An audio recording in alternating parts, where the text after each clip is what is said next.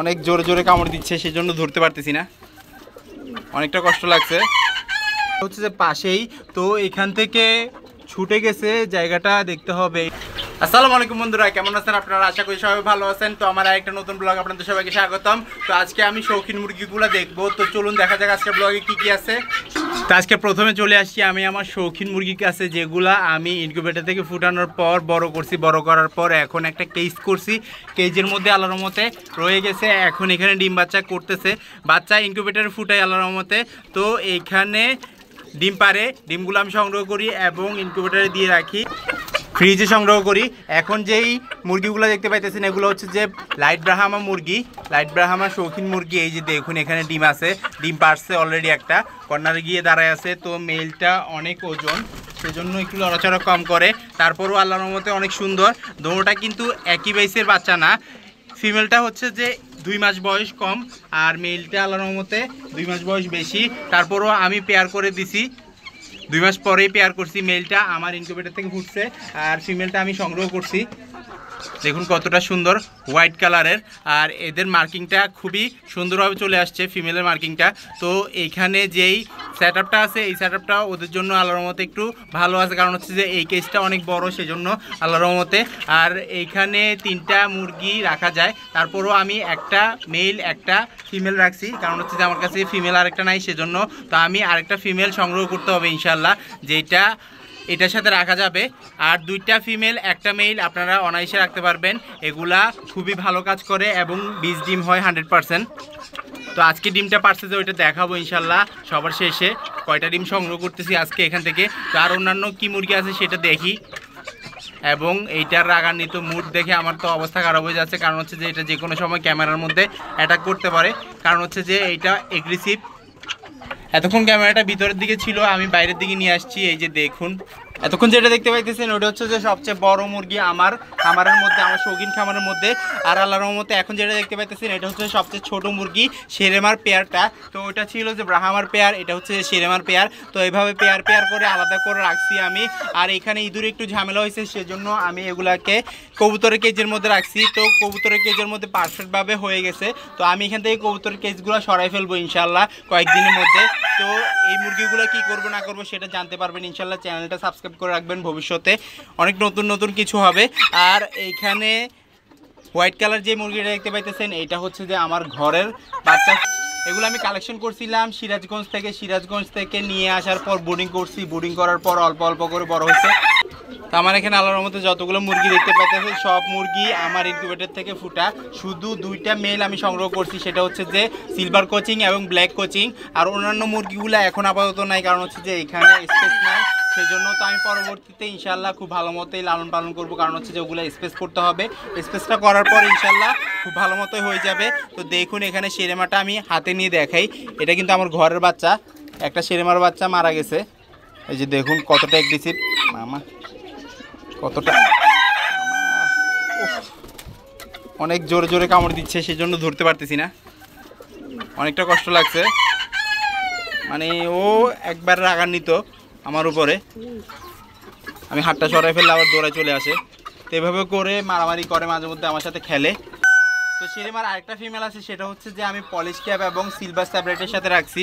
ওইটা থেকে সিলভার স্যাব্রেটের মতো অনেক সুন্দর সুন্দর কালার বের হয়। তো সিলভার স্যাব্রেটের পেয়ারটাও আল্লাহর রহমতে ছিল, ওইখানে মেল 2টা হয়েছে, সেজন্য আমি আর পেয়ার আনতে পারি না। ইনশাল্লাহ ফিমেল একটা কালেকশন করার চেষ্টা করব যত শীঘ্রই পারি। তো এখান থেকে রিংনেক ফিসেনগুলো বের হয়ে গেছিলো, বের হয়ে যাওয়ার পর একটা জায়গায় চিপার মধ্যে বসেছিল, ওইখান থেকে ধরে এনে আবার নতুন করে কেজগুলা তৈরি করতে হয়েছে। তো কেজগুলো তৈরি করার পর আবার ঠিক রেখে দিছি এইখানে মাশাল্লাহ। তো এইখান থেকে আবার ডিম সংগ্রহ করে ফেলছি। আমি ভাবছিলাম যে ওদেরকে একটা জায়গায় রাখার পর আবার কি ডিম দিবে নাকি, আমি আশা করতেছি আল্লাহর রহমতে পেয়ে গেছি। সেই জন্য আমি আপনাদেরকে আজকে বলতেছি যে ওদেরকে যদি আপনি একটা জায়গা থেকে অন্য একটা জায়গায় রাখেন, পরবর্তীতে যদি আবার ওই জায়গাটায় রাখেন, খুব ভালো মতো ডিম বাচ্চা পাবেন।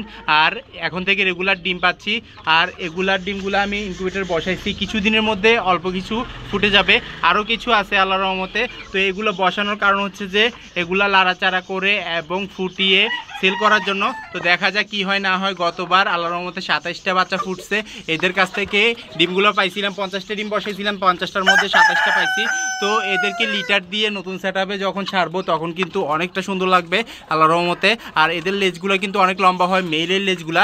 বিশেষ করে মেইল সুন্দর হয়, ফিমেল একটু কোয়েল পাখির মতো কালার হয়। দেখুন কতটা সুন্দর কোয়েল পাখির মতো কালারগুলা। আর মেলের 2টা শিং থাকে পশমলা, তো মাথার পিছন দিকে থাকে ওইটা। দেখুন একবারে সোনালি সোনালি পশমলা মাথা নিয়ে চলাফেরা করতেছে। যাক মাশাআল্লাহ, আলহামদুলিল্লাহ। তো দেখুন কতটা সুন্দর।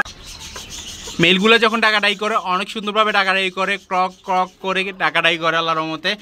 তো এই যে দেখুন আরেকটা পেয়ার, এটা হচ্ছে যে পাশেই। তো এখান থেকে ছুটে গেছে, জায়গাটা দেখতে হবে, এটা ঠিক করে ফেলতে হবে।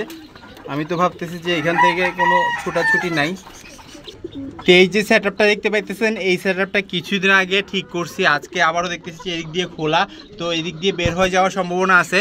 তারপরও আমি এটা আটকাই দিতে হবে, কারণ হচ্ছে যে এরা উড়তে পারে। যদি বের হয়ে যায় একবার, তাহলে উড়ে কিন্তু আমার কবুতর রুম থেকে চলে যাবে। কারণ হচ্ছে যে কবুতর রুম চারপাশ দিয়ে খোলা। আমি আপনাদেরকে দেখাইছিলাম, যারা রেগুলার ব্লগ দেখেন অবশ্যই জানেন। এই যে দেখুন মাশাআল্লাহ। তো এবারে সেম টু সেম আল্লাহর রহমতে, একই কালার, একই বয়স, একই ফিমেল।